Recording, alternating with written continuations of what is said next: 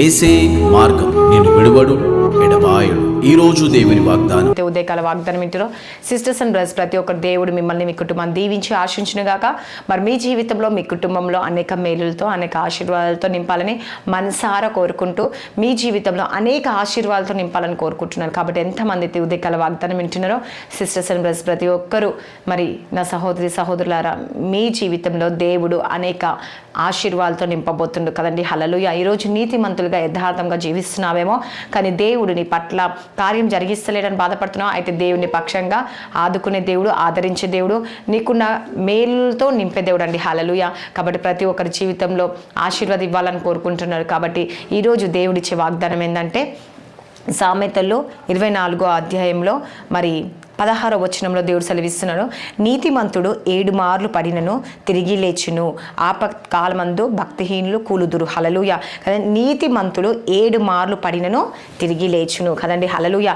ఈరోజు నీతిమంతురాలుగా నువ్వు జీవిస్తున్నావేమో, నీతిమంతుడిగా ఈరోజు నువ్వు జీవిస్తా ఉన్నావా? అయితే దేవుడు ఈరోజు ఏమంటుండండి, నీతిమంతులు ఎన్నిసార్లు పడినా మరి ఏం చేస్తాడంటే మళ్ళీ దేవుడు పడిన వారిని తిరిగి లేపుచును. హల్లెలూయా. ఈరోజు నువ్వు తెలుసో తెలియక పొరపాట్లు చేస్తూ ఉంటావు కదండి. మరి ఆ పొరపాట్లు చేసినప్పుడు భయపడొద్దంట, దిగులు అంటే పడిపోవడము గురించి ఆలోచిస్తూ ఉంటారు. అయ్యో నేను పడిపోయాను, నేను ఇంకా ప్రార్థన చేసుకోలేకపోతున్నాను, నేను వాక్యం చదవలేకపోతున్నాను, నేను దేవుని సన్నిధిలో గడపలేకపోతున్నాను, దేవుని దృష్టిలో నేను మరి పాపాత్మురాలాకున్నామో, పాపాత్ముడుగా ఉన్నానేమో అని చెప్పేసి నువ్వు భయపడతా ఉన్నావా, దిగులు చెందుతున్నావా? అయితే దేవుడు ఈరోజు నీతో మాట్లాడుతున్నాడు, నా కుమారి, నా కుమారుడా. ఏమని మాట్లాడుతున్నాడు నా ప్రియ సహోదరులారా? ఏమంటున్నంటే, పడిపోయింది సమస్య కాదు. ఒకవేళ నువ్వు పడిపోయావేమో ఈరోజు, కానీ లేవకపోవడం అంటే దేవునిలో గడపకపోవడం, ప్రార్థించకపోవడం, ఆ పడిపోయిన దాని ఆ ఓటమినే మరి ఆలోచించుకుంటూ ఓటమి కొరకే చూస్తూ ఉంటారు. అంటే ఎంతసేపు నేను పాపంలో పడిపోయాను, ఎంతసేపు నేను లోకంలో పడిపోయాను, నేను ఎంతసేపు దేవుని సన్నిధికి దూరం అవుతున్నాను అని ఆలోచిస్తూ ఉంటారు. కానీ ఎందుకు దూరం అవుతున్నాను, ఈరోజు నేను ఎందుకు పాపంలో పడిపోయాను, నేను ఎందుకు లోకంలో పడిపోయాను, ఓహో ఈ బలహీనత నన్ను వెంటాడుతుంది, ఓకే ఇది సమస్య నన్ను వెంటాడుతుంది, కాబట్టి నేను తిరిగి లేస్తా, ఈ సమస్య నుంచి నేను విడుదల పొందబోతున్నా, నేను విశ్వాసం పెడుతున్నా, దేవుడు నన్ను మళ్ళీ నిలబెట్టబోతున్నాడు. హల్లెలూయా. ఈరోజు దేవుడు నా పక్షంగా ఉన్నాడు, నేను ఉన్నత స్థాయికి లేవనెత్తబోతున్నాడు దేవుడు. ఈరోజు నేను పడిపోయినా కూడా తిరిగి లేపే దేవుడు నాకున్నాడు. కాబట్టి నేను పడిపోయిన స్థితిలో ఉన్నాను, బలహీనంగా ఉన్నాను, కాబట్టి నేను ఓటమిని నేను ఒప్పుకోను. హల్లెలూయా.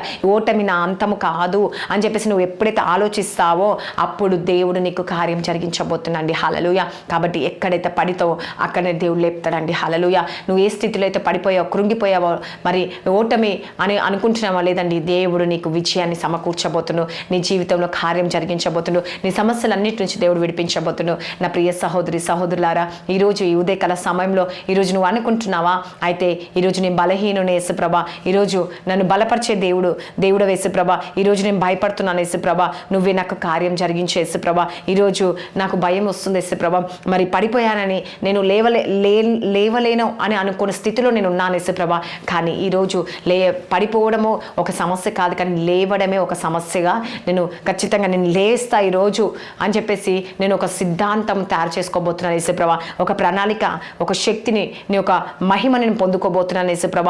ఎందుకంటే నువ్వు నా పక్షంగా ఉన్నావని నేను దిగులు చెందను యేసుప్రభ, నేను భయపడను యేసుప్రభ, ఎందుకంటే నువ్వు ఈరోజు నా పక్షంగా ఉన్నావు. హల్లెలూయా.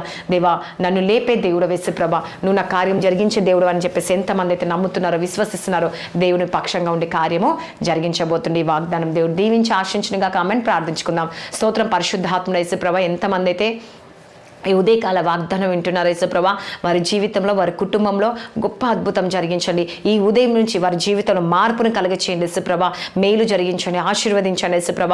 నేను దేవా, నీతిమంతులు ఎన్నిసార్లు పడిపోయిన తిరిగి లేవనెత్తుతా అన్న దేవుడు యేసుప్రభ, ఈరోజు పడిపోవడం సమస్య కాదు, కానీ దేవా తిరిగి లేవడమే ఒక సమస్యగా తను వాళ్ళు ఉంటకు ఆలోచన కలిగి ఉండటకు సహాయం దయచండి యేసుప్రభ.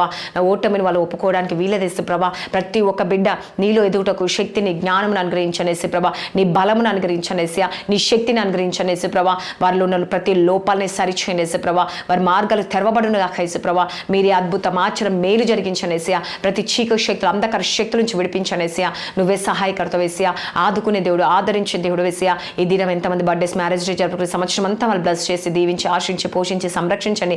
వారికి ఉన్న అవసరాలన్నీ తీర్చండి యేసయ్యా. భార్య భర్త సమస్యలు, కోర్టు కేసు నుంచి, వారి ఫైనాన్స్ ప్రాబ్లమ్ నుంచి, ఎగ్జామ్స్ రాసిన వారు ప్రిపేర్ అవుతున్నారు అందరినీ మీకు జ్ఞాపకం చేసుకోండి. స్కూల్స్, కాలేజ్, జాబ్ రాకు ప్రయాణంలో అన్నింటిలో మీరు తోడుగా ఉండి ఈరోజు ఎవరైతే మానసికంగా కృంగిపోయి ఉన్నారో, నేను దేవా వేదన చెందుతున్నారేమో, ఆర్థిక ఇబ్బందుల ద్వారా, కుటుంబ సమస్యల ద్వారా, పిల్లల ద్వారా ఏ విషయంలో కృంగిపోతున్నారో అవన్నిటి నుంచి విడిపించి దేవా వారికి ధైర్యపరచండి.